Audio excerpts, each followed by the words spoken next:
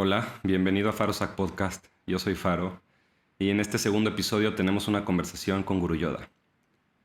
Él es una persona multidisciplinaria. Es maestro de yoga y meditación, es maestro en neurociencia y psicología, pero más que nada es un emprendedor del mundo de la sanación que con su escuela de yoga ha impactado positivamente la vida de miles de personas. Hablaremos sobre la relación entre nuestra libertad individual y nuestros patrones mentales, sobre los retos que enfrentamos como sociedad y cómo podemos navegarlos con éxito. Mi intención para estas conversaciones siempre será explorar ideas desde un punto de vista neutro, sin identificarme personalmente con ellas, sacando el ego de la ecuación para poder acercarme a conceptos que no conozco y siempre salir de la plática aprendiendo algo nuevo. Te invito a que hagas lo mismo. Si quieres apoyar el podcast, suscríbete, checa nuestros patrocinadores en la descripción y si quieres dale me gusta para que el algoritmo lo lleve a más personas. Gracias por estar aquí y espero que disfrutes mi conversación con Guru Yoda. En este podcast siempre quiero empezar hablando sobre la libertad. Mm. Creo que eso nos va a empezar a abrir las puertas a otros temas. Pero lo primero que te quiero preguntar es eso. ¿Qué es para ti la libertad? Buena pregunta. Quizás puedo iniciar mencionando desde una perspectiva como yógica o meditativa qué se considera libertad y luego acercarme como a mi interpretación, Claro. que creo que es muy parecida.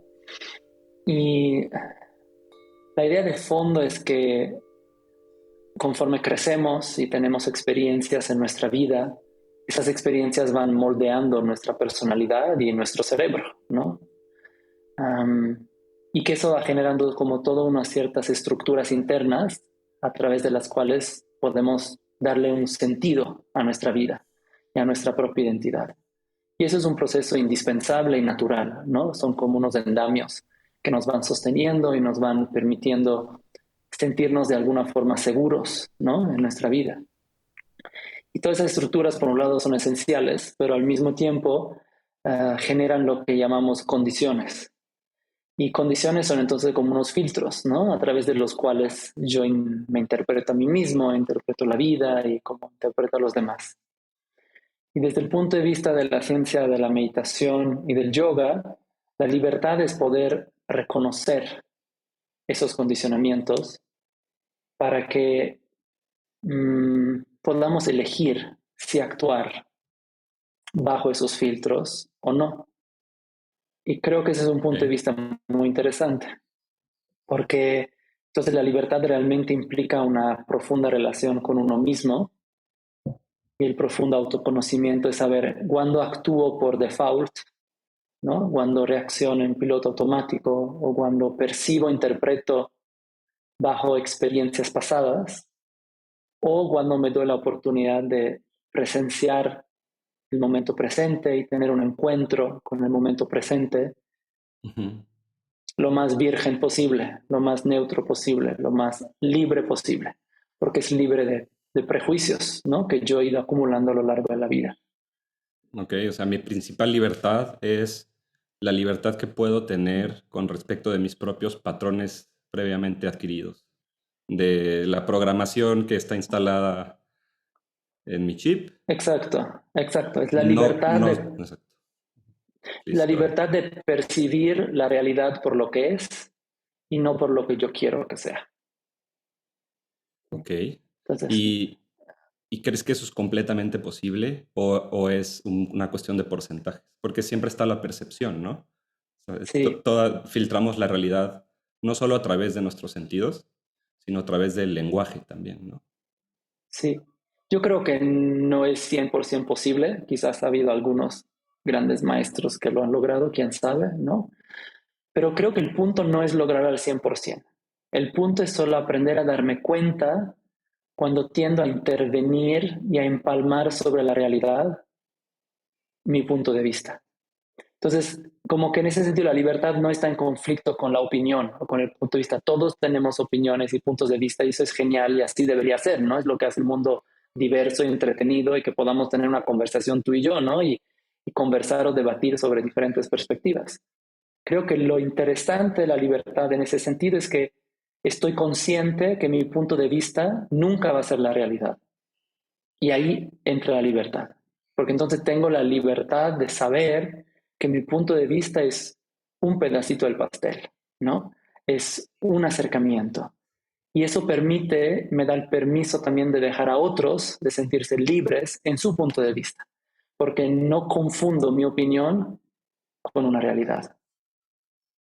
¿Sí? ¿Hace sentido? Sí, claro, claro, claro.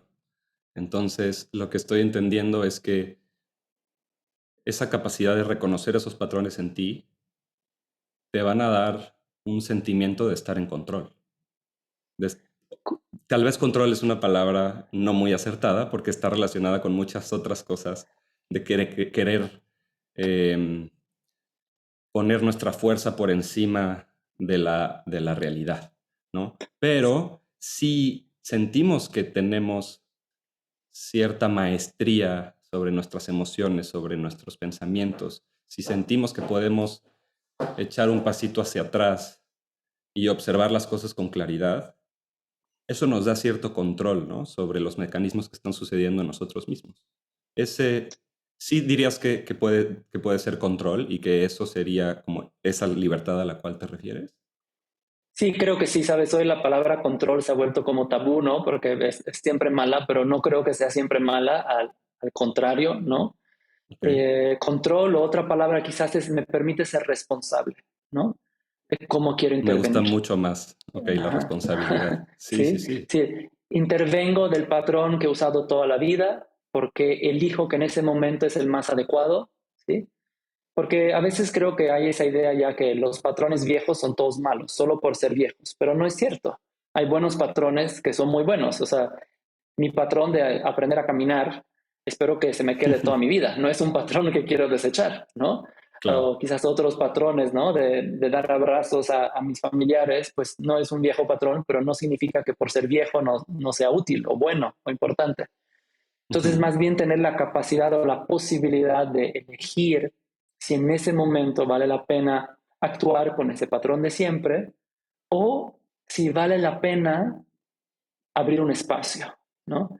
Y dejar un espacio para traer creatividad a ese momento y ver si hay otra forma de responder a lo que está sucediendo o de intervenir o de participar. Entonces, solo una manera como de ampliar las posibilidades de mi experiencia y percepción y al final participación, ¿no? En la vida. Y por qué no podemos hacer eso de una manera natural y orgánica? ¿Por qué tenemos que meditar y hacer Sí, todas estas cosas, ir a terapia o lo sí. que sea, para poder darnos cuenta de esto? Es la naturaleza de la mente o es algo de la sociedad? ¿Tú cómo ves esto? Es una súper pregunta y creo que es una de las cosas que más me gusta investigar y creo que hasta ahora tengo como hay dos respuestas paralelas, ¿no? El primero es que tanto desde el punto de vista oriental de la meditación como desde el punto de vista occidental neurocientífico, nuestro cerebro está constantemente estructurando patrones y está constantemente generando un archivo de respuestas o reacciones que se pudieran usar en otros momentos. Entonces, nuestro cerebro es en gran parte un órgano de predecibilidad que se encarga de ver, de predecir cómo va a ser la mejor manera de actuar en determinados momentos. Y Ok. entonces trae todo ese archivo y toda esa biblioteca de opciones para responder a la vida, ¿no? Entonces, cuando tu pareja se enoja, trae unas opciones, ¿no? Cuando el trabajo es difícil, trae otras opciones. Y así traemos miles y miles y miles de como moldes preestablecidos de cómo responder a la vida. Y es por eso que somos mucho más predecibles de lo que quisiéramos o nos gustaría pensar, ¿no? Y nuestros seres queridos lo saben, porque saben que nos ven responder a la vida como de la misma manera una y otra vez.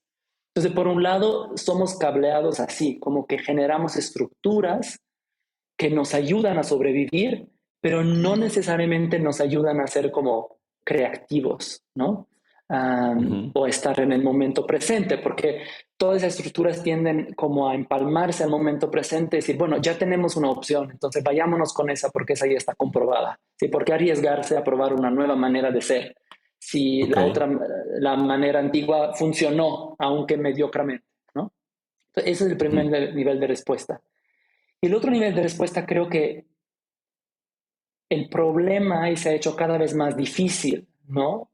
Responder a la vida de esa forma libre y responsable como hablábamos, es porque hemos generado una sociedad, una cultura y una tecnología que es mucho más avanzada de nuestra evolución como especie, ¿no?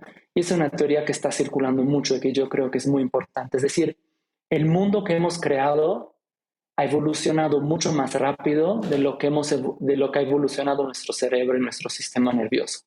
Entonces, es decir, nosotros todavía tenemos un cerebro paleolítico en un mundo extremadamente sofisticado, ¿sí? Y Ok. entonces, ¿sí? Es por eso que cuando le das un celular a un ser humano, a un niño, a un adolescente, como que no saben hacer, se pierden, porque como que ese gadget, ¿no? Ese dispositivo, no sabemos todavía cómo usar inteligentemente el mundo tan sofisticado y complejo que hemos creado. Y eso entonces contribuye a que nuestras mentes y nuestros cerebros paleolíticos entren un poco en cortocircuito, ¿sí? Ok. Y se generen cada vez más patrones y cada vez más estructuras, porque hace, ¿sabes?, 10.000 años, ¿no? Pues no había tanta información que absorbíamos todos los días, entonces generábamos menos patrones predecibles, menos estructuras, ¿no? Ok.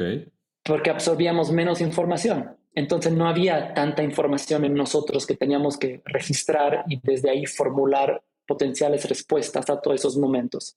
Hoy en día, en cada día tenemos muchísimas interacciones, muchísima información que vemos, leemos y escuchamos. Entonces nuestro cerebro está sobresaturado de información y eso hace que todo comience a ir más lento y nuestras estructuras mentales estén cada vez más sobrecargadas porque no tenemos o pocos tenemos mecanismos o prácticas o herramientas que nos ayudan, ¿no?, a descargar toda esa información que estamos absorbiendo.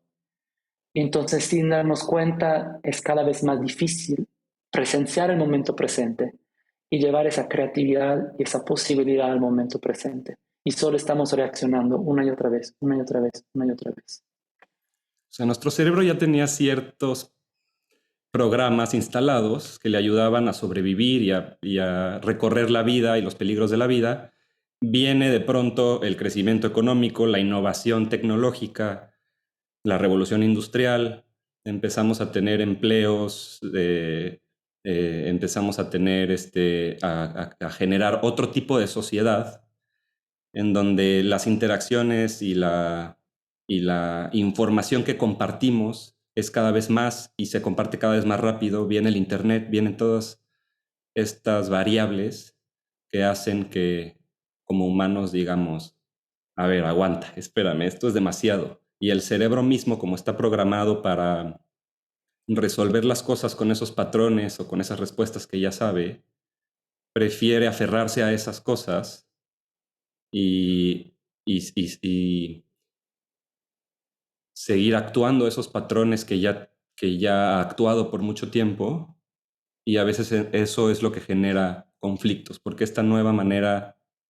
o estos cambios que ocurrieron en la sociedad nos están obligando a cambiar, ¿no?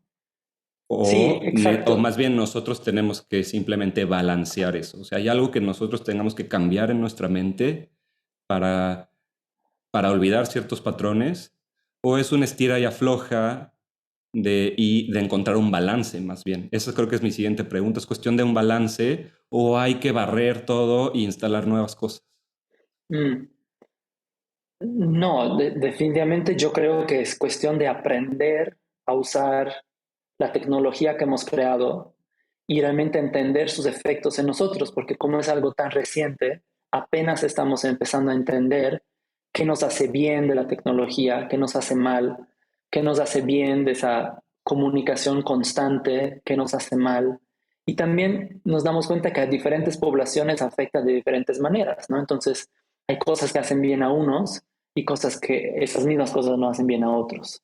Creo que una de las primeras cosas que podríamos empezar a hacer es filtrar cómo participamos en esa complejidad, porque ahora más o menos lo que vemos es que el modus operandi o la tendencia es tengo que participar en todo, ¿no? Y Ujú. entonces tengo que tener el WhatsApp y el mail y el Messenger y todas esas plataformas que han crecido. La sensación es como que si no estoy en todo, me estoy perdiendo de algo o pierdo productividad o mis amigos se olvidan de mí. Entonces la sensación de ahora es como que tengo que usarlo todo. Pero a medida que eso crece, cada vez más vamos a tener que decir, pues, ¿qué me hace bien? ¿Qué me es útil? ¿Cómo lo uso? ¿No? O sea, se me ocurre una analogía medio tonta. Es como si quisiéramos ir a todos los restaurantes de nuestra ciudad, ¿no? Porque me estoy perdiendo de algo. Pues no, solo vas al restaurante de vez en cuando quieres comer fuera, ¿no? Y si quieres comer chino, vas al chino, y si quieres comer asiático, vas al asiático. Pero no hay esa ansiedad que si no comes en el restaurante todos los días, algo malo va a pasar. Con la Ujú. tecnología y la comunicación estamos un poco que hay un menú cada vez más vasto, ¿no? Y sentimos que para sobrevivir y para ser exitosos y para estar al día, tenemos que estar comiendo de ese menú todos los días. Y eso está generando una indigestión mental y emocional donde simplemente nuestro sistema nervioso no tiene la capacidad de digerir literalmente o procesar, es la mejor palabra, toda esa información y todas esas experiencias. Y entonces lo que sucede básicamente es que o entramos en un estado de estrés y aceleración para intentar estar al paso con ese ritmo, o hacemos un shutdown completo porque decimos demasiado, ¿no? Así no puedo. Y por eso vemos que las dos formas de salud mental o de como de desafíos mentales y emocionales que vemos es o la depresión, que es un shutdown, es me apago, ¿no? Porque no puedo más, o es la ansiedad, que es para arriba, ¿no? Más bien intento mantenerme a ritmo. Y creo que Ujú. esos son dos indicadores muy claros que no hemos encontrado la manera de elegir cómo participar en ese metaverso, ¿no? Y creo que eso es parte de lo que podemos contribuir como educadores, ¿no? Herramientas para que podamos elegir cómo quiero participar, ¿no? En este metaverso. Ok. ¿Y crees que la principal herramienta es la meditación? No, Ok. la verdad que no. Durante muchos años pensé que sí, pero me doy cada vez más cuenta que hay un abanico de herramientas y que cada uno somos distintos y en diferentes etapas de nuestras vidas quizás necesitamos cosas distintas. Ujú. Pero creo que en general un regreso al cuerpo, un regreso a las sensaciones, un regreso a la introspección, ¿no? Al sentir es esencial, ¿no? Entonces, independientemente de cómo lo hagas, ¿sabes? Que sea a través de la meditación, del ejercicio, de la naturaleza, del arte, del deporte, de las conexiones humanas, ¿no? Que, que hagamos énfasis en que lo que nos hace humanos, ¿no? Entonces, lo que nos hace tolerantes, respetuosos, los que nos permite disfrutar la vida, gozar, lo que sea, ¿no? Es nuestra capacidad de sentir. Y conforme perdemos la capacidad de sentir, perdemos nuestra humanidad y ahí entran todos los problemas sociales que vemos, desigualdad, racismo, clasismo, violencia, porque todos esos problemas los permitimos y suceden en el momento en que anestesiamos nuestra sensibilidad, si no, no los permitiríamos. Ok. Cuando dices desigualdad como problema, Uh-huh. a qué te refieres con esa desigualdad? Me refiero a desigualdad económica, desigualdad social, desigualdad de oportunidades, ¿no? O sea, diferentes formas en que nuestra sociedad lo vemos, ¿no?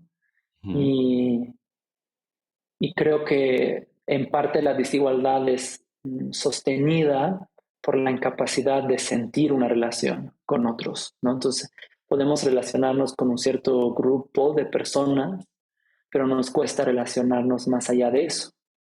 Y eso es Ok. otra cosa muy de nuestro cerebro paleolítico, es decir, han hecho estudios interesantes donde en realidad la comunidad ideal de personas para que una comunidad se lleve bien son 150 personas. pones a más de 150 personas juntas y comienzan un montón de conflictos y comienzan subgrupos, ¿no? Y entonces creo que ese es otro indicador de cómo hay algo dentro de nuestra historia evolutiva que todavía no sabe cómo tener 8,000 amigos en redes sociales, ¿no? O cómo poder Ujú. estar en contacto con gente en todos lados. Y ahora, después de la pandemia, que ahora estudiamos y aprendemos y compartimos y hacemos muchas más cosas en línea, una de las preguntas que yo creo que hay que hacerse es, ¿qué pasa a mi sistema nervioso ahora que le estoy pidiendo tener relaciones interpersonales con muchísima más gente? Porque quizás no está todavía adaptado para eso. Ujú, me encanta.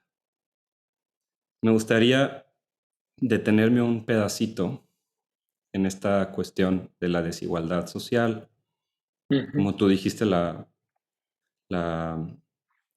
falta de igualdad de oportunidades. ¿Qué crees que causa este problema? Estoy de acuerdo contigo en que es un problema, Ujú. 100%. Ujú. Quisiera que platicamos sobre qué crees que causa eso. Creo que no te puedo dar una respuesta como así de clara, como me gustaría, o así de clara como es tu pregunta.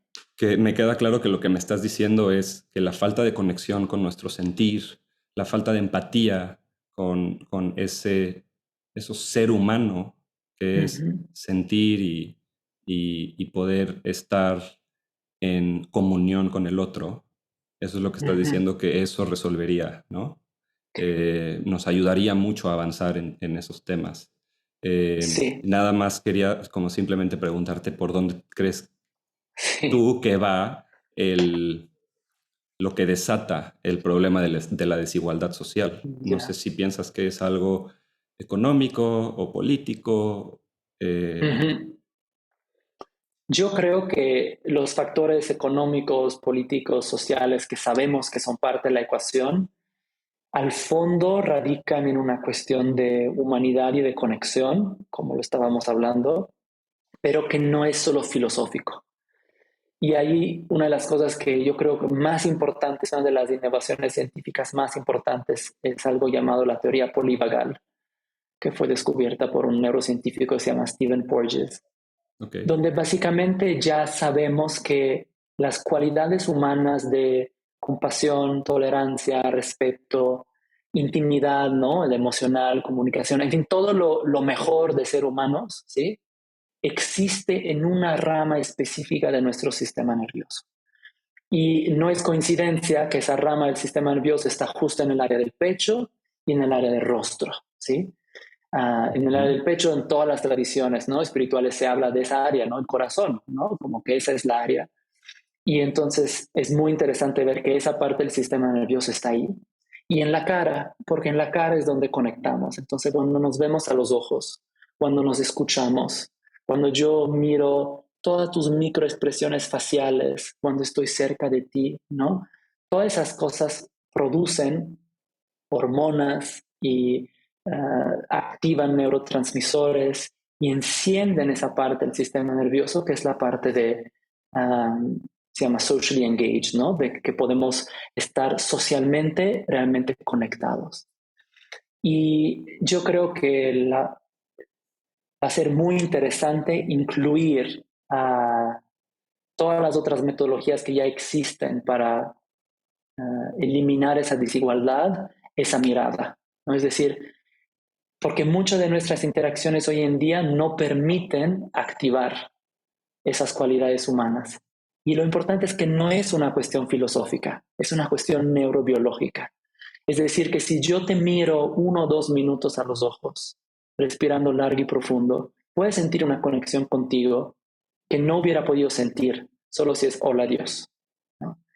Y hoy en día no nos vemos a los ojos, no nos tocamos físicamente, ¿sí? No tenemos momentos de solo estar y compartir. Entonces, toda esa aceleración, esa hiperproductividad, todo ese énfasis en el hacer, hacer, hacer, ha hecho que se apaga esas cualidades humanas del sistema nervioso y encendemos otras. Y las que se encienden son las más primitivas, ¿sí? Las que se ocupan del miedo, de la amenaza, de la supervivencia, de la conquista y del control. Y creo que no necesito decir nada más porque es lo que vemos, ¿no?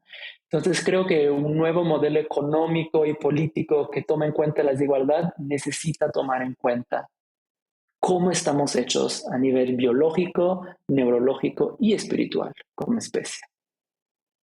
Me encanta. Mm.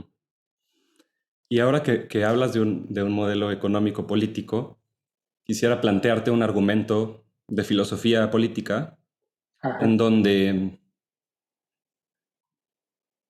partimos desde el hecho de que ya hablábamos de los cambios tecnológicos, hablábamos de cómo eh, el crecimiento económico ha hecho también que nuestras vidas se vuelvan más agitadas. Tengo entendido que hace más de 100 años la mayoría del mundo vivía en promedio con menos de $1 diario. Éramos en la mayoría todos pobres en términos actuales de riqueza. Uh-huh. Viene el liberalismo o el libre mercado, la propiedad privada, ideas políticas de individualismo, y empieza la generación de riqueza en ciertos países, más que nada los países menos intervenidos, y empieza una dicotomía entre libertad económica, libertad individual y estatismo y intervención económica, planteando que lo que causó la desigualdad en primera instancia fue el crecimiento económico. Como todos somos Uh-huh. distintos, no hay en realidad igualdad de oportunidades porque todos tenemos oportunidades distintos. No empezamos ni con los mismos talentos, ni con la misma educación, ni con las mismas cartas. Entonces, como que pensar que las oportunidades van a ser iguales para todos es difícil de implementar, porque ¿cómo lo implementas? Tienes que poner ciertas reglas o restringir ciertas Uh-huh. habilidades de otros, ¿no? Pero como el que quiere azul celeste que le cueste, algunos se esfuerzan más y logran más, otros no se esfuerzan nada y no logran nada. Y por eso esta teoría justifica la desigualdad económica desde un punto de vista en donde se plantea que eso no está mal. Lo malo es la pobreza. Lo malo Uh-huh. es no tener los recursos necesarios para yo estar bien y después poderme preocupar por todas estas cosas de las cuales estábamos hablando, de hacerme responsable de mi visión, de hacerme responsable de yo estar bien o de ser carismático o de tirarle buena onda a alguien. Todas esas cosas Uh-huh. solamente te puedes preocupar en ellas si los medios te lo permiten. Entonces, como eh, a veces nos peleamos con los medios, tenemos que sobrevivir. Y ahí entra, yo creo que también el instinto animal de supervivencia que nos pone en miedo, nos pone en lucha, nos pone en competencia, nos pone en si yo no gano, yo pierdo, etcétera, ¿no? Y como en un entendimiento también de la riqueza como un pie que, que es finito, que si a alguien le toca un pedazo de ese pie ya no le tocó a alguien más. Cuando en realidad la riqueza, como yo la entiendo, se puede generar desde cero en muchas ocasiones. No tiene alguien que perder para que alguien gane. O sea, que el capitalismo no sería en este caso un juego suma cero, sino que Uh-huh. podemos generar a través de la innovación y la creatividad trenes de riqueza que nos levanten a muchos y muchos se empiezan a unir a esos trenes de riqueza. Y cuando esos medios nos permiten primero estar bien y pasar como de una necesidad básica. Luego tal vez me interesa la meditación o me interesa la moralidad y la ética y la psicología.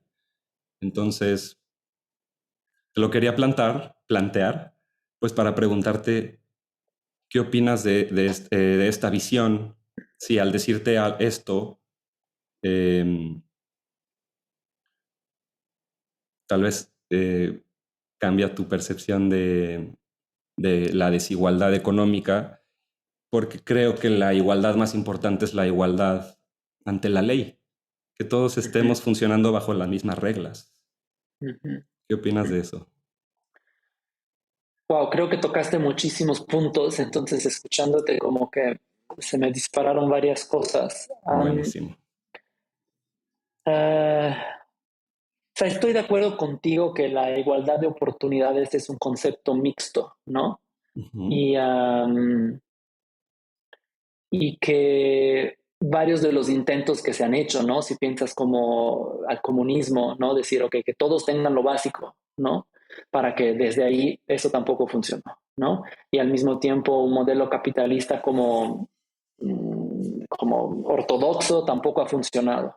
Entonces creo que ahí hay como mucho margen de oportunidad para investigar qué realmente queremos decir, ¿no? Con igualdad de oportunidades y cómo se manifiesta eso hoy en día, porque por un lado, hablando de la tecnología, pues hay gente en países desventajados, ¿no? Donde las economías no son buenas, que ya pueden hacer trading con Bitcoin y cryptocurrency y están pudiendo generar riqueza, como tú dices, ¿no? Entonces la Ujú. tecnología es uno de estos, creo, elementos que ha cambiado por completo esa desigualdad de oportunidades, ¿no?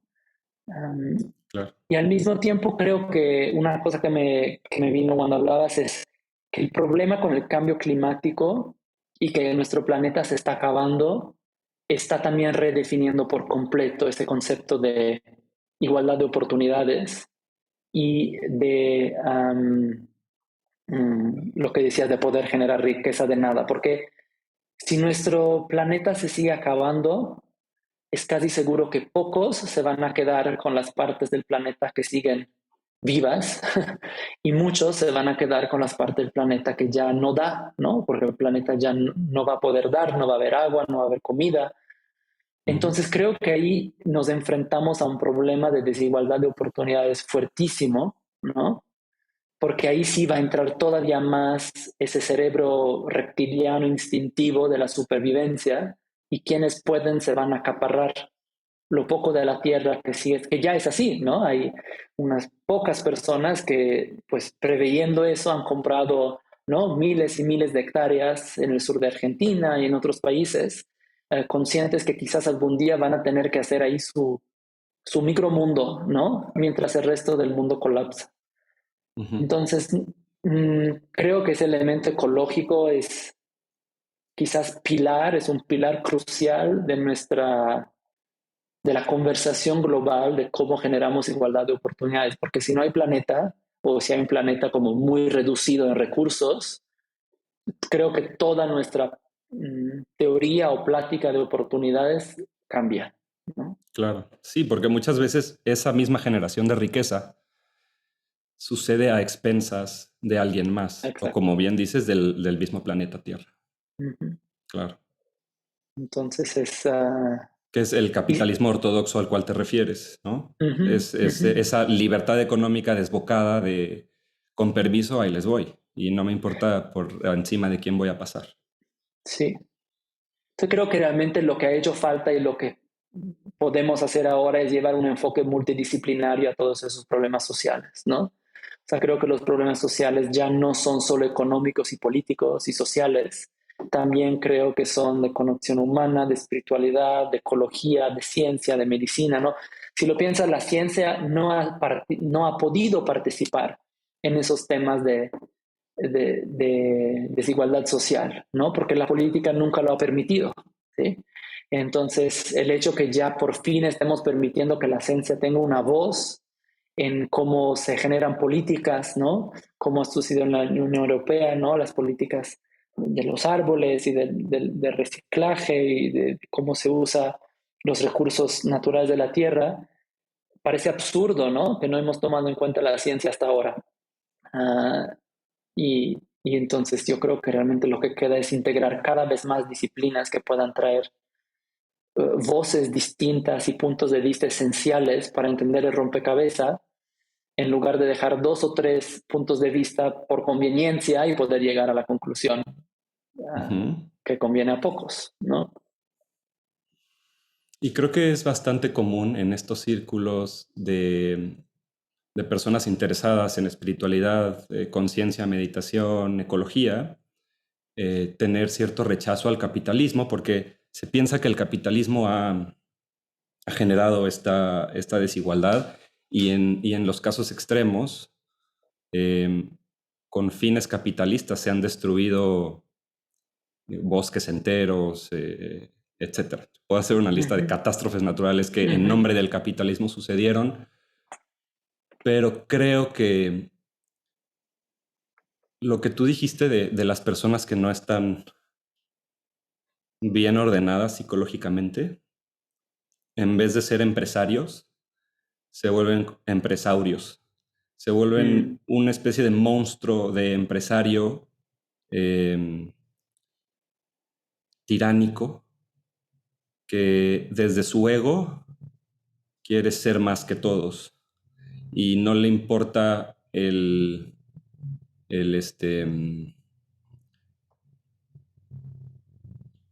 hacerle daño a alguien si yo voy a recibir un beneficio.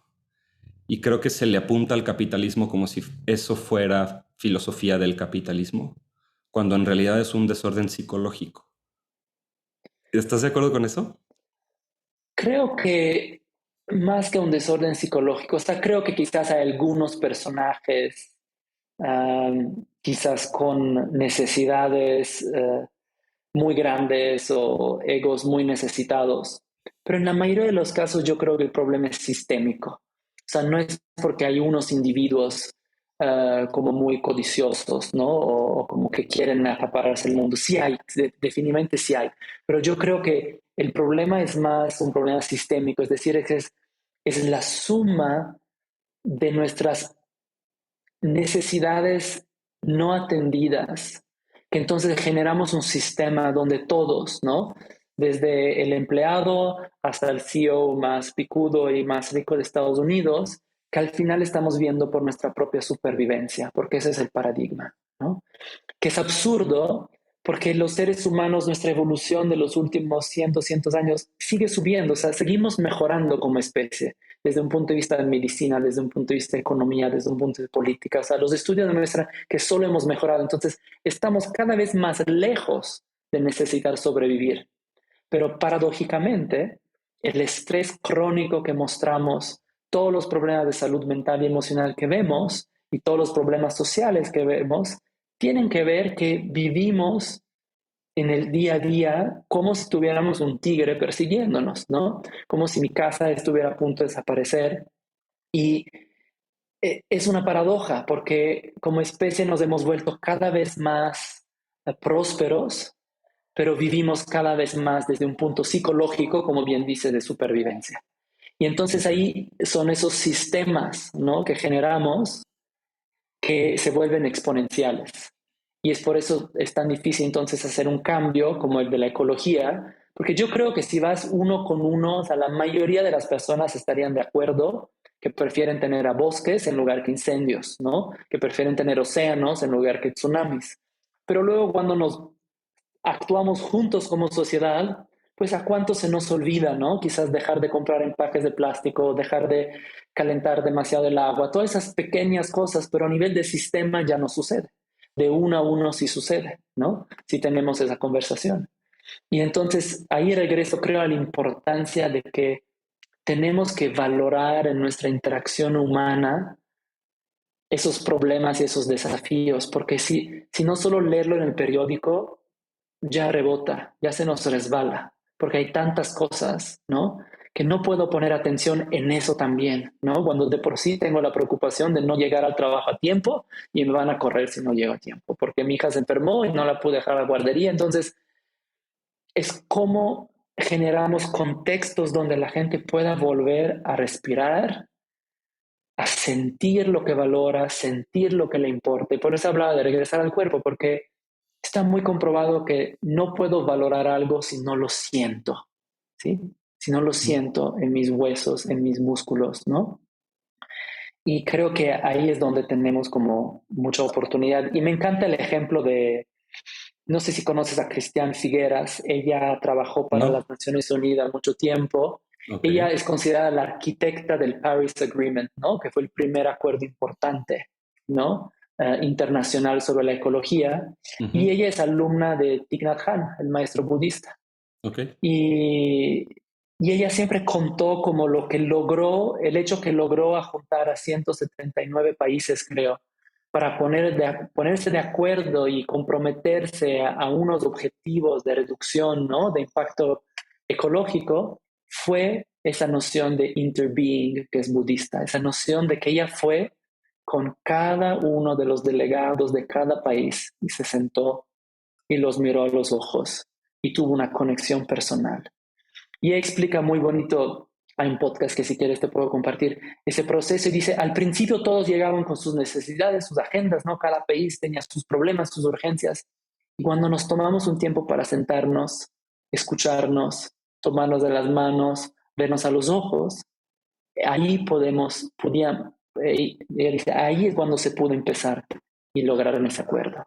Entonces me encanta la historia porque siento que es como un muy buen ejemplo de cómo esas diferentes disciplinas necesitan converger para llegar a un cambio sentido por todos, donde entonces todos decimos, pues sí, claro, ese sacrificio quizás temporal vale la pena, ¿no? Y lo siento y lo valoro como eso. Yo creo que es un buen ejemplo de cómo esas tradiciones ancestrales pueden también informar la política y la sociedad hoy en día. Claro, ok.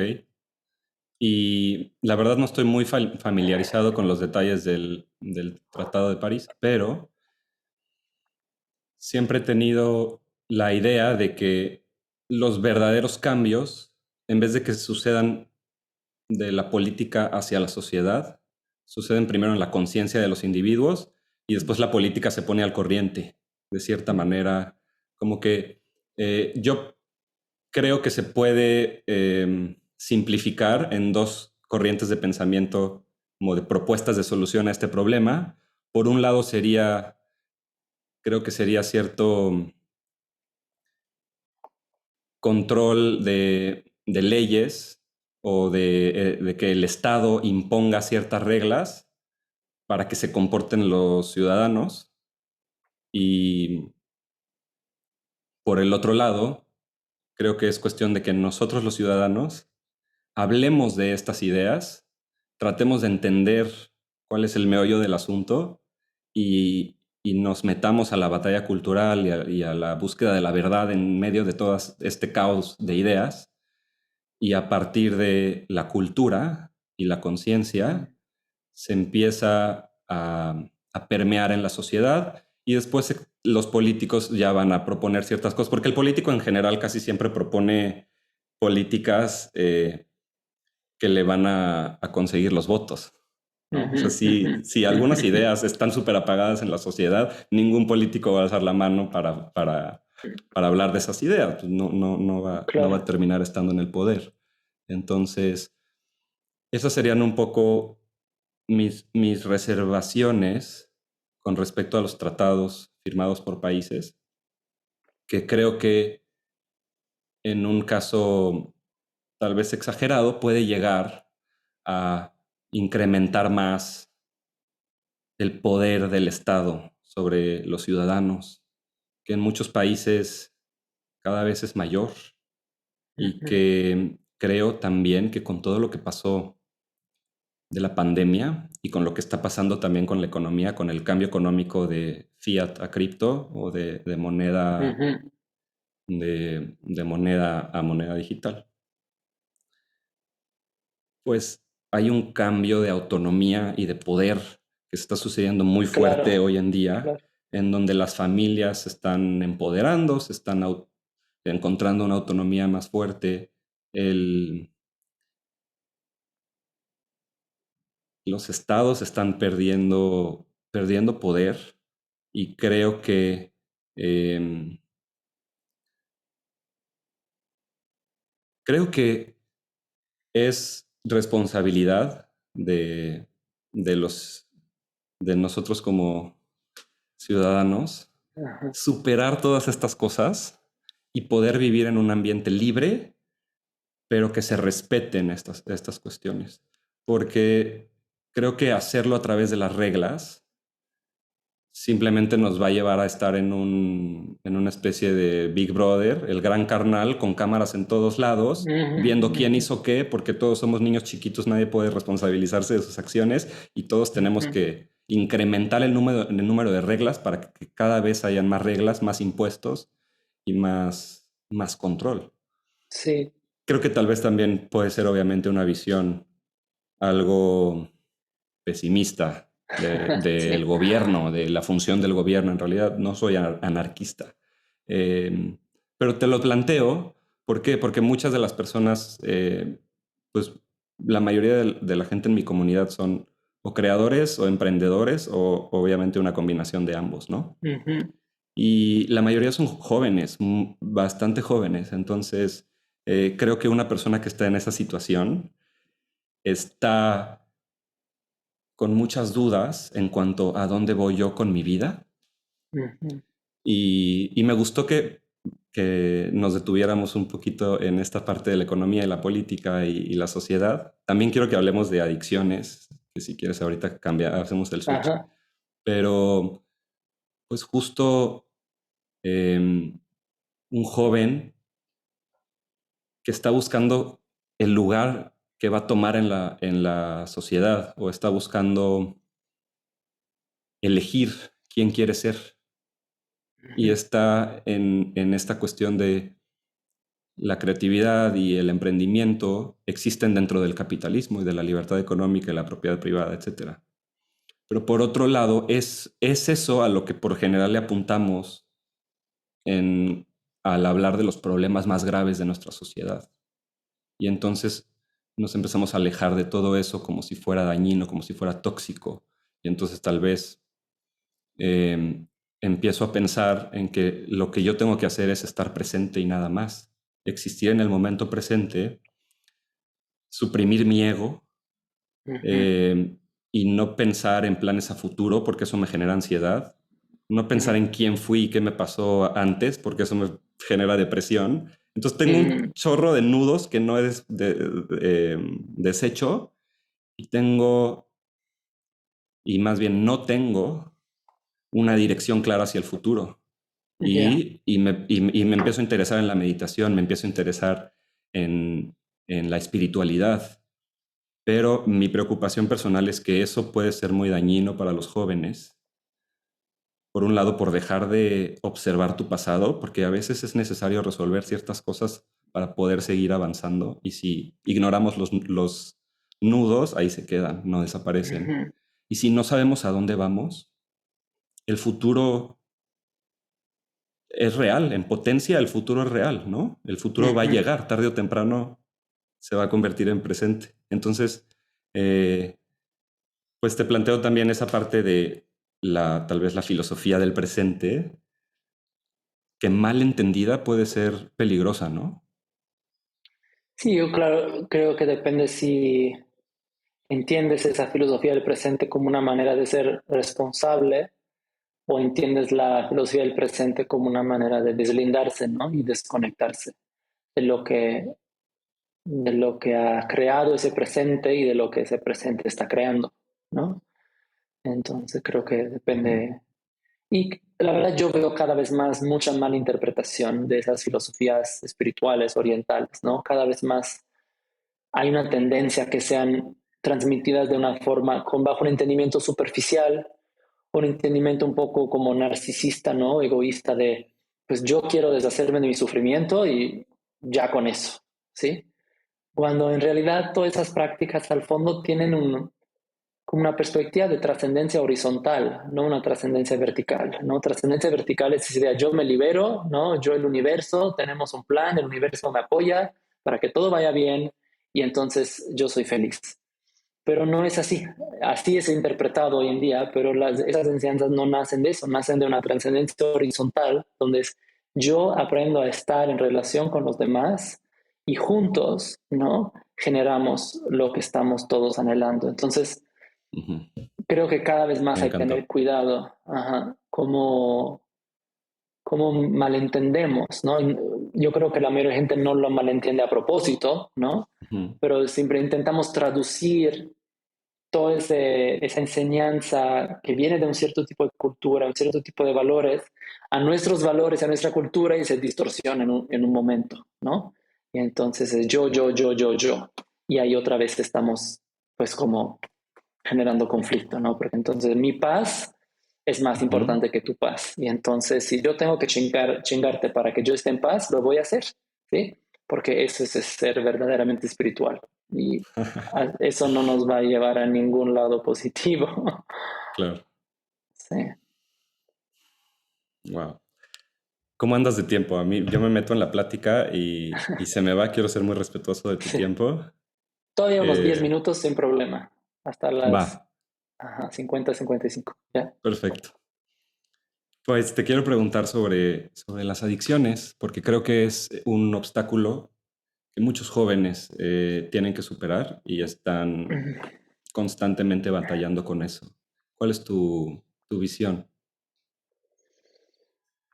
Yo creo que por un lado, la complejidad del mundo como es, justo como lo hablábamos, es tan intensa para muchas personas y no tienen herramientas o modelos que los eduquen a manejar esa complejidad de una forma que no los rebase y entonces evadirse y no sentir es un mecanismo, yo diría, totalmente natural y justificable. O sea, sí vivimos en un mundo loco, ¿sí?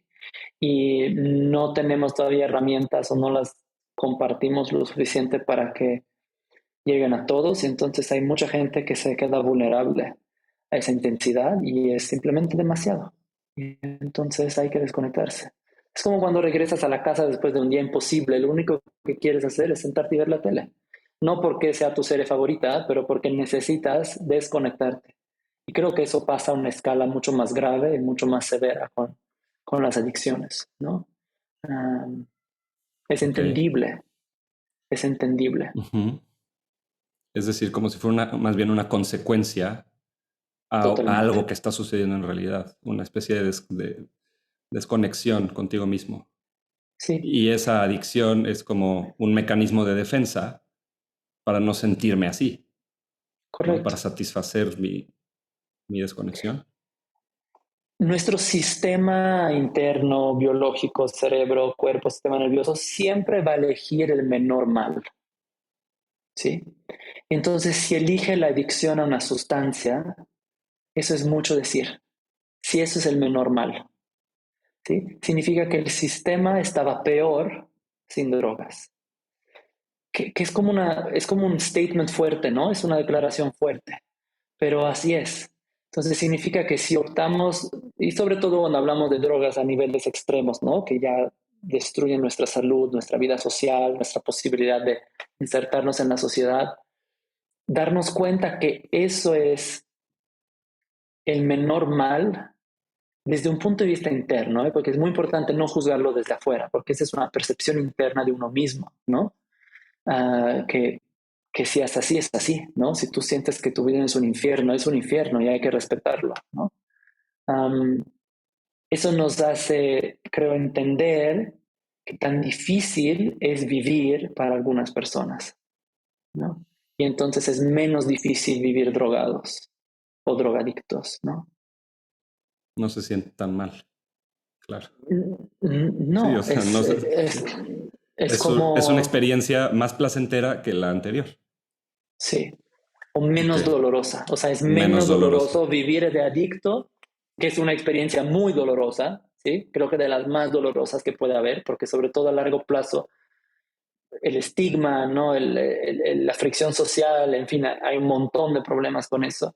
Que Ujú, eso sea menos doloroso que enfrentarte con todo lo que traes adentro, porque nadie te lo pudo explicar, porque nadie estuvo ahí contigo, porque nadie te acompañó en tu desarrollo, ¿no? ujú. Es mucho decir sobre nuestra sociedad. Yo creo que la verdad, la mayoría de los seres humanos llegamos impreparados a la vida adulta, ¿sí? Y lo digo yo, que creo que recibí muchísimas más herramientas que la mayoría de la población mundial. Y yo me sentí totalmente impreparado para la vida adulta. O sea, yo lo tuve que aprender sobre la marcha, ¿no? Ujú, ok. Y creo que eso yo lo veo en todos lados. Y una vez que ya reconocimos eso, ¿qué nos puede sacar de ahí? Mucha gente sale de ahí por ejemplo, un accidente, una experiencia cercana a la muerte, despiertas y cambia tu conciencia, paradigma de Uh -huh, conciencia distinto. Otras personas se van a Perú con un chamán de ayahuasca. Otras personas se inscriben a Rama a aprender uh Kundalini -huh, Yoga. Claro. Tú eres maestro de Kundalini Yoga y pero hace rato te pregunté si pensabas que la meditación era como la principal herramienta, Ajá. me dijiste, creo que ya no.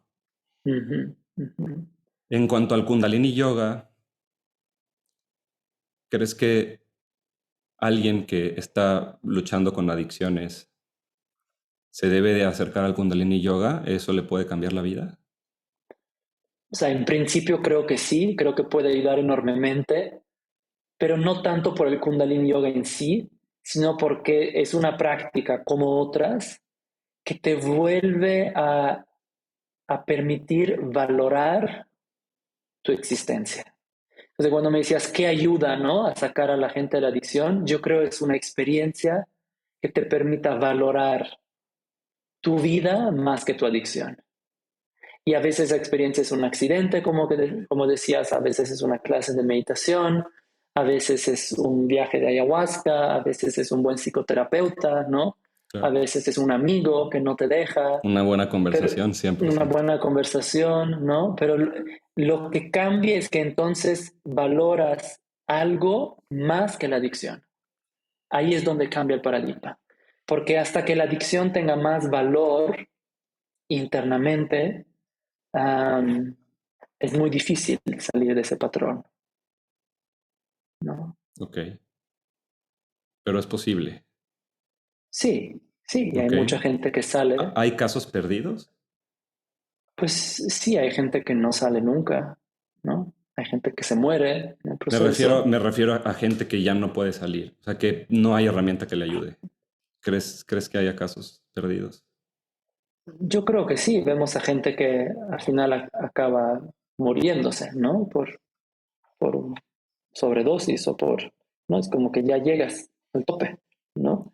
Pero si tú O tomas la que decisión dentro de ti de buscar las herramientas, pase lo que pase, es que depende qué tan metido estés.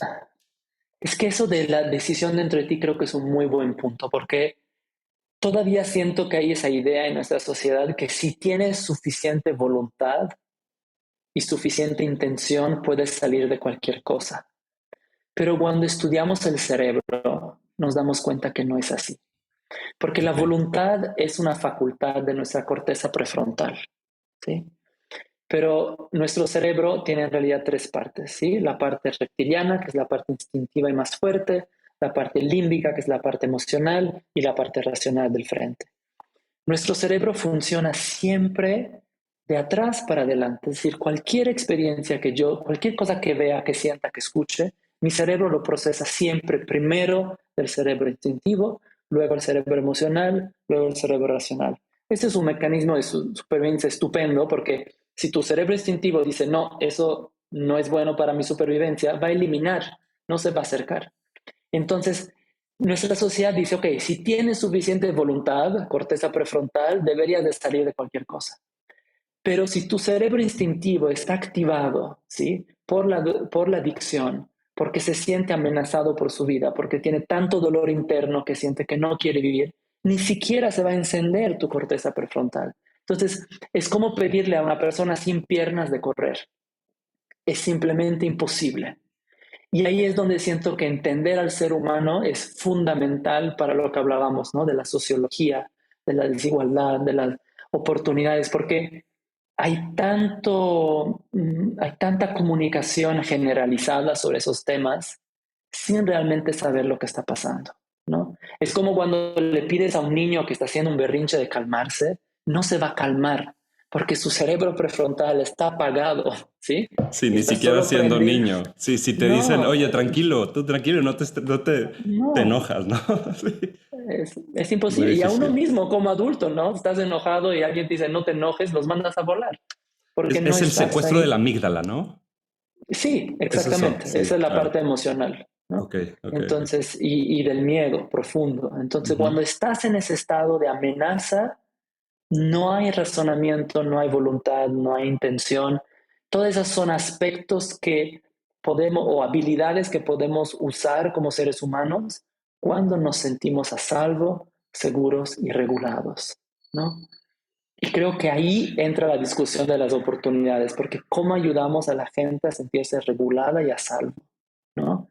Porque Ujú. ahí les estamos permitiendo usar sus facultades cognitivas más avanzadas en lugar de sus facultades cognitivas básicas para la supervivencia. Wow. Guru Yoda, muchas gracias por compartirnos tu sabiduría. Me encantó platicar contigo.